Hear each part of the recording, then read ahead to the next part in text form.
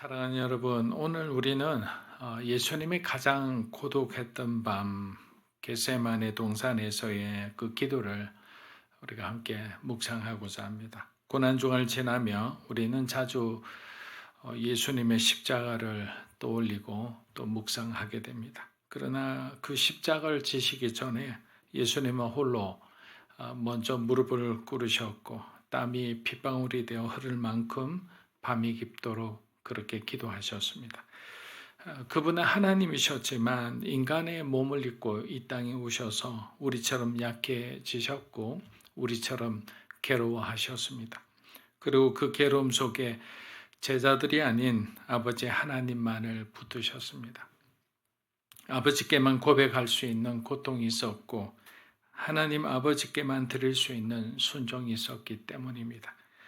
겟세마네는 예수님의 발걸음이 멈춰진 자리였지만 하나님의 뜻은 바로 그곳에서 완성될 수 있었습니다. 내 뜻이 아니라 아버지의 뜻대로 되기를 원하나이다. 여러분, 이 기도는 단순한 한 문장이 아닙니다. 예수님의 전 생애와 사명이 담긴 고백이자 외침이었습니다. 사랑하는 여러분, 우리에게도 언젠가 겟세마네의 밤은 찾아옵니다. 기도에도 길이 보이지 않고 도망치고 싶은 현실 앞에 마주 서야 하며 그럼에도 하나님의 뜻을 선택해야 하는 순간이 찾아오는 것이죠. 그때 우리는 어떤 기도를 드릴 수 있을까요? 오늘 그 밤에 예수님을 바라보며 우리도 하나님 앞에 다시 엎드리는 은혜가 있기를 바랍니다. 누가복음 22장 39에서 40절 우리 함께 읽어보겠습니다. 예수께서 나가사 습관을 따라 감난산에 가심에 제자들도 따라갔더니 그곳에 이르러 그들에게 이르시되 유혹에 빠지지 않게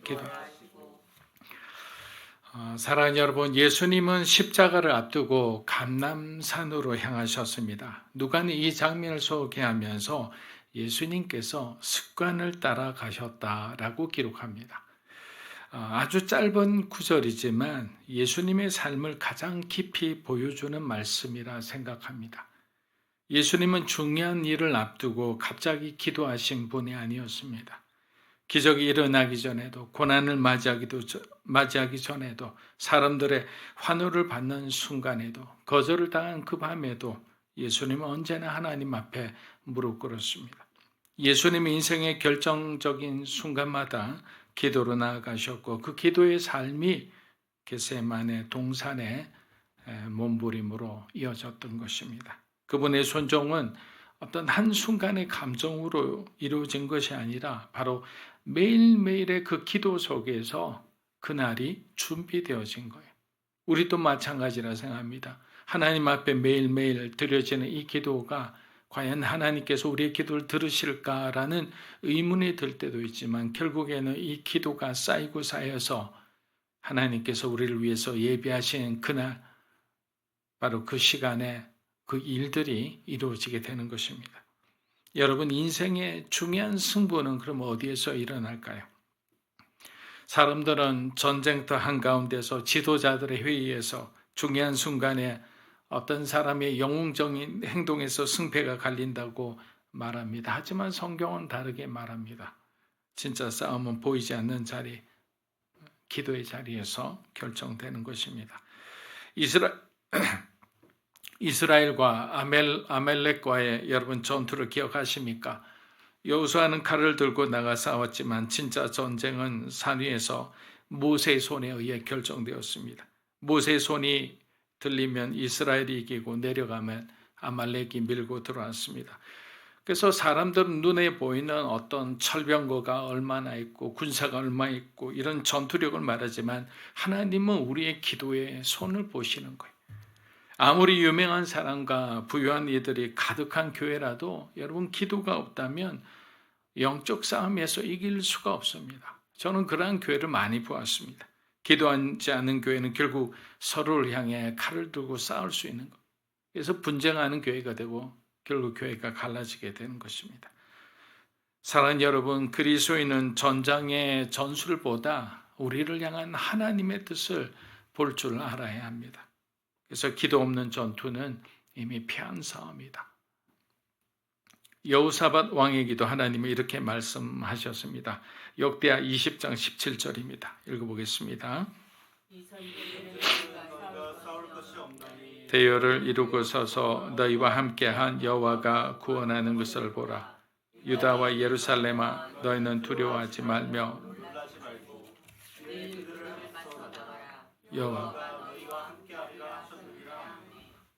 여호사밧 왕은 군사를 앞세우지 않았습니다. 이것은 엄청난 용기 있는 결단이었어요.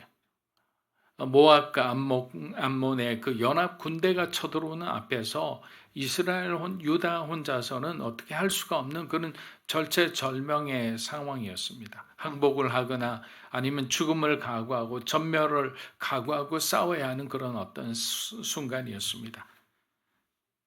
그럼 어떻게 했을까요? 군사가 아닌 노래하는 자들을 선두에 세워 하나님을 찬양하며 나아갔습니다. 찬양과 기도가 칼보다 강하다는 것을 믿었기 때문입니다. 그리고 이제 우리는 더 깊은 진실 앞에 서게 됩니다. 그렇다면 예수님의 기도는 어땠을까요? 예수님의 기도는 죽은 자를 살리셨고 평생 걷지 못하는 자들을 일으키셨습니다. 율법에 갇혀있던 니고데모와 아리마대 요셉의 영혼을 흔들었습니다. 예수님은 말씀으로 세상을 흔드셨지만 그 말씀은 기도로 준비된 것이었어요. 결국에 우리가 지금에 나된 것은 결국에는 누군가의 기도가 있었던 거예요. 부모님의 기도가 있었던 거예요. 여러분을 위해서 누군가가 중보했기 때문에 그 기도의 힘이 우리를 이 자리에 서게 한 거예요. 그리고 지금 이 순간에도 주님은 하늘 보좌 우편에서 저와 여러분을 위해 중보하고 계십니다. 우리가 예수님을 기억하지 못한 순간에도 주님은 우리를 잊지 않으셨어요. 길을 잃고 방황할 때도 넘어서서 다시 일어날 힘조차 없을 때도 주님은 여전히 우리를 위해 기도하고 계시고 기도하실 거예요.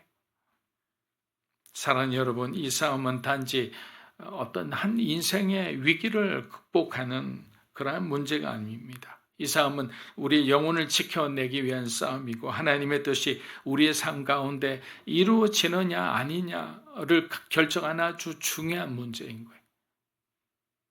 그래서 기도는 우리가 잘 알듯이 하나님을 설득하는 시간도 아니고 기도를 통해서 우리는 우리 자신을 완전히 내려놓는 시간이죠. 내 뜻을 멈추고 하나님의 뜻에 나를 조정하는 시간인 거예요. 여러분은 그러면 언제 기도하십니까? 사실 우리가 기도하는 것은 무언가를 할 수 있다고 느낄 때가 아니라 아무것도 할 수 없다고 느낄 때 기도하지 않습니까? 그 일에 대해서 우리가 너무나 무력할 때. 그래서 내가 먼저 내려놓고 포기되어야만 하나님께서 그 일을 하기 시작하시는 거예요. 그래서 영적인 기도는 하나님과 걸음을 맞추는 시간이고 주님의 뜻 안에서 내 뜻을, 내 생각을 조정해 나가는 아주 중요한 시간입니다. 그래서 주님은 지금 제자들에게 뭐라고 얘기하십니까? 깨어 기도하라고. 지금이 어떤 순간인지 너희들이 알 수 있는 것은 너희가 기도함으로 하나님께서 너희들에게 가장 필요한 그런 마음을 주시고 너희들이 행동해야 될 그런 어떤 방향을 제시해 주실 거라는 거예요. 근데 기도하시고 잠들어 있으니까 도망가 버렸잖아요. 사도 요한 빼고는 다 도망가 버렸어요. 누가복음 22장 42에서 44절입니다. 이르시되 아버지여 만일 아버지의 뜻이거든 이 잔을 내게서 옮기소서. 아버지의 원대로 되기를 원하나이다 하시니 천사가 하늘로부터 예수께서 힘쓰고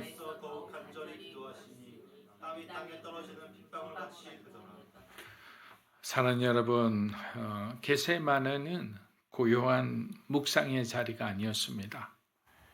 그것은 예수님께서 우리를 위해 사투를 벌이신 처절한 영적 전쟁의 현장이었던 거예요. 예수님은 이렇게 기도하셨잖아요. 아버지여 이 잔을 내게서 옮겨 주십시오. 여기에 대해서 많은 신학자들의 논란이 있지만 예수님은 똑같이 우리와 같이 고통을 느끼셨고 두려웠습니다. 이것은 팩트입니다. 죄 없으신 분께서 세상의 그 모든 죄를 감당하고 가셔야 했기 때문입니다. 우리는 그 세상의 모든 죄라면 문학적으로밖에 이해를 할 수밖에 없어요. 문자적으로 이해할 수밖에 없어요. 그러나 예수님은 하나님이셨기 때문에 그 죄가 얼마나 무겁다는 것을, 그 죄를 향한 하나님의 진노가 얼마나 무섭다는 것을 예수님은 알고 계셨기에 그 잔이 너무도 무겁고 두려웠던 거예요. 그리고 십자가를 진다는 것은 하나님과의 단절, 그리고 하나님께 버림받는 것이 바로 그 잔의 의미이기도 했습니다. 하지만 곧이어 예수님은 이렇게 기도했습니다. 그러나 내 뜻이 아니라 아버지의 뜻이 이루어지기를 원합니다. 여러분, 이 한 문장이 인류의 역사를 바꾸었습니다. 이 한 문장이, 이 한 기도문이 저와 여러분을 구원한 거예요. 순종은 그래서 우리는 감정이 아니라고 합니다. 순종은 고통 속에서도 하나님의 뜻을 붙드는 신앙의 결정인 거예요. 우리가 순종이라는 것은 우리가 좋을 때, 평화로울 때만 순종하는 것을 순종이라 하지 않습니다. 그것은 누구나 할 수 있는 거예요. 그리스도인이 아니라도 할 수 있습니다. 그러나 정말 어렵고 난감하고 결정하기 어려울 때도 내 뜻이 아니라 하나님의 뜻을 앞세우고 그 고통을 감내할 수 있는 그것이 바로 순종인 거죠.